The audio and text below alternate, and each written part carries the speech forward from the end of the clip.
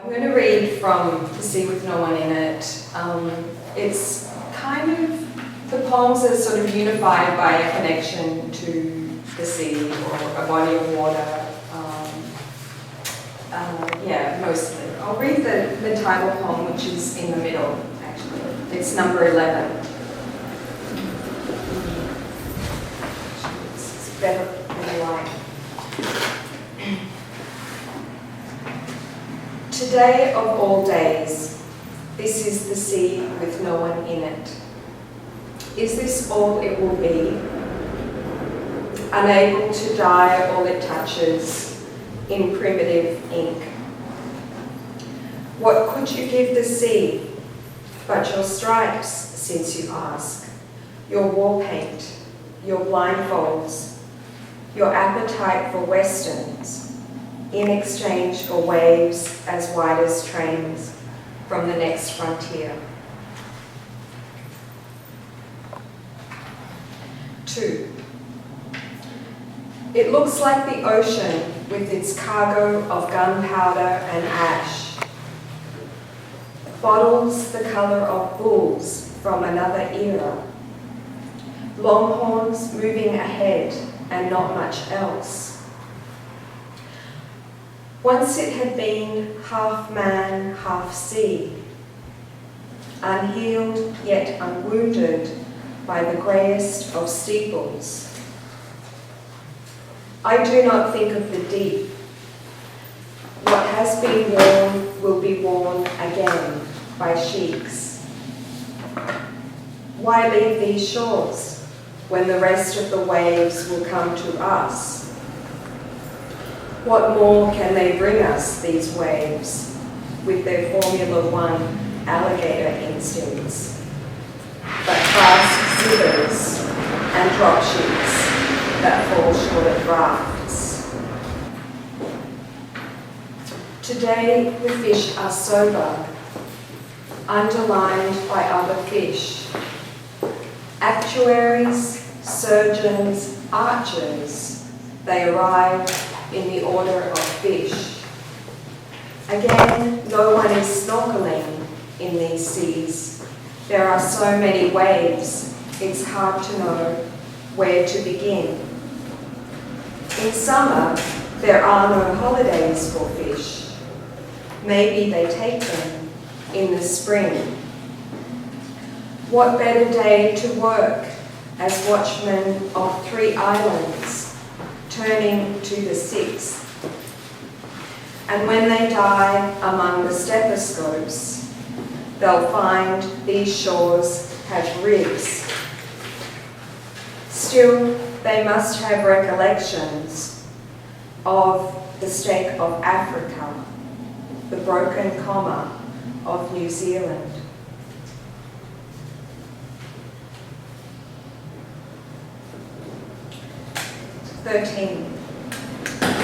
The sea does not need lions in it, needless elephants and bears.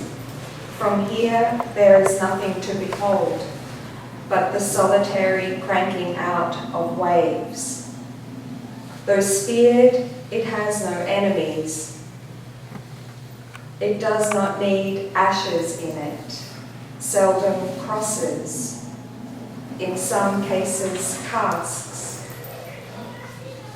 The sea does not need 4711 eau de cologne in it, certainly no Bull Cream, all of Alabama or the NYPD. And I am sure the sea does not need Jack Kerouac to take a stab at it. The sea can do without gondolas. There are few gondolas in the sea. And you'll find enough stoushes without straits full of scepters. But most of all, the sea does not need the bestriped in it. Only one or more ships and contraband for the Midway Sea.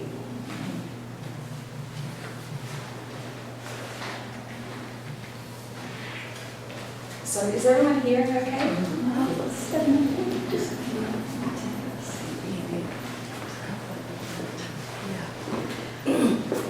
It was there all along, as if undiscovered, the modern sea, already alive, sawn off, craved by gravel, summoned by the populace that salvaged pendants from the surgery of tides. Even though it was the sea, it did not seem like it, nor did it seem like what it could be. It was not the sea I missed on its way to another age. It has always been like the sky on a day no one is born. It has become its counterpart, a half icon, as permanent. From where can it be seized? How should it be adorned? Now the sea has the likeness of the waves, and the waves have the likeness of the sea. Even when it's dark, it is still called the sea. You look at it as if it were not always there. It is almost always there. Always almost there. It will arrive in the ear of the train. When I think of the sea, it is never like this. Look at it as if it is all you will see. It is here because you thought of it, and because you thought of it, it is dynamite. How is it will always be where you were?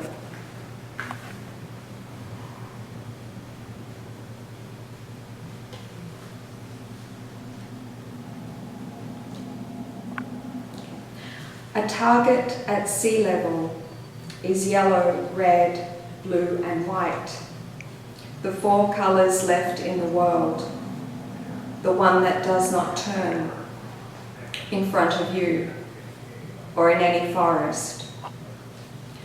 As round as its boiled bright yolk is its sombre penultimate halo, still as a flat planet, inept cog, mod mainspring, stopped master clock.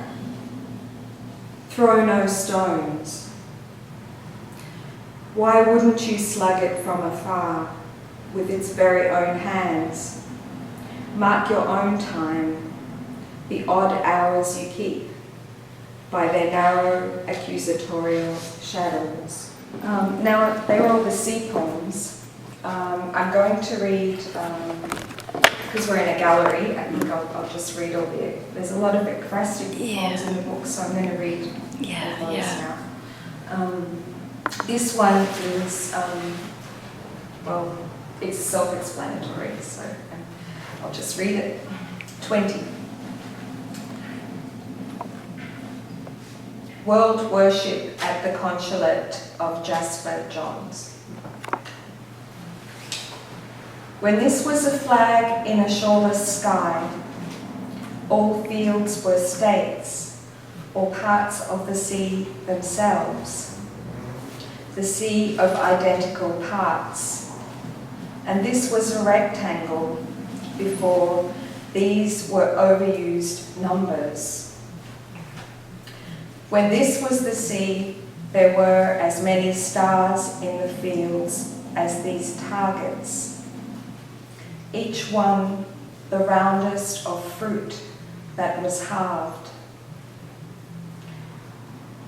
You can't miss the sky, you can't miss the sea, the full-length numbers that died absent mountains, perhaps the unnumbered stars.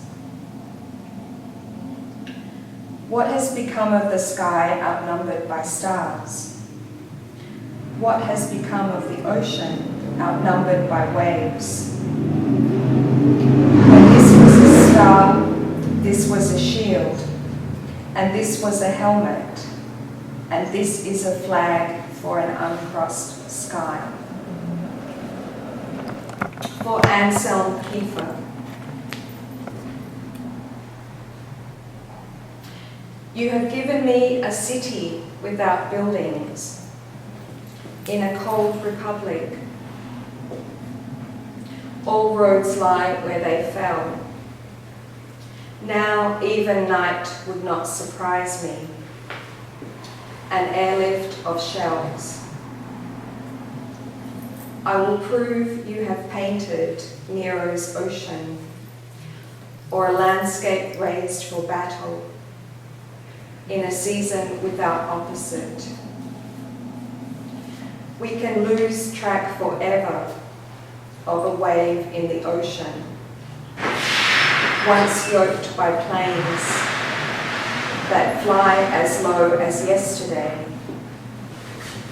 No doubt it needed ripe pineapples, this staid Riviera, and red figure crustaceans shot down from the sky.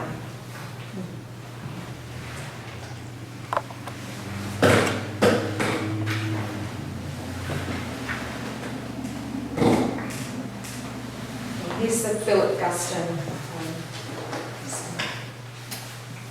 This one has a title for some reason. Arrows for Stone Fruit. For Philip Guston. Did I leave the San Francisco Museum of Modern Art terrified of lemons when I imagined the artist as a boy of 10, standing there alone at the local grocer's, looking up at suspended scales loaded with fruit? Had his errand preempted the afternoon piece of pie he was taking his father? Pie that stained his hands magenta as he tilted its plate when wrenching open, somehow with small fingers, the door to the shed. I remember being menaced by a still life that day. That flamingo abattoir off Pink, hit and run double-decker of a bus by Philip Guston, born in Montreal, moved to California, finished up in Woodstock, New York, painter of cartoon Klansmen, distended bricks, light bulbs, an eye or two, paintbrushes, the undersoles of boots, the odd telephone and sandwich, plank, clock, and cigarette rolled into a snail.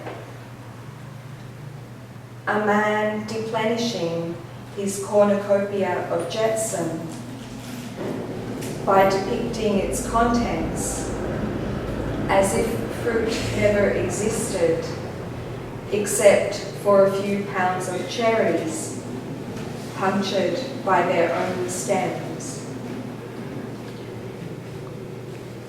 Do you really want to see shoe soles on a table, a few feet away from a cigarette that's burning its way to the table's edge, or a grazed one-eyed kidney bean read Memoirs of the Damned, or almost mount a bottle of Beaujolais? Maybe a portrait of the artist in bed, smoking, eating, painting, with singed brushes dipped in rose water that smells of sardines, or a landscape painted with cold pig trotters, or an unravelled wire coat hanger dipped in valvoline, a besieged knoll of cherries, a sunburnt Ku Klux Klan carpool. Now that all that is pink in the world is alive, you never know when you will.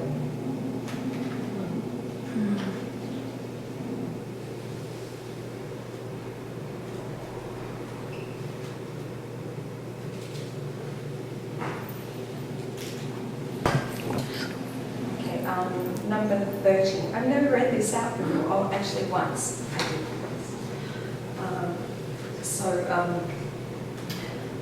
For the Hian Kori in the Acropolis Museum. Why think of her as the stranger she has become? Her crown has no star, nor does she reach for the sky, the sword, a tassel. Her right forearm, a severed tusk, taken with what she's offering. Yeah. This is a rain poem. Looks like it's going to rain. 38. The impish drizzle draws its trombone rail. Curious and shoulder steep, it laps at its epaulette straps. In pale balloons, the snails approach. No shelter from these shards. From fabled worlds, dense ground withholds the gamut of the stars. So I'll leave you with that.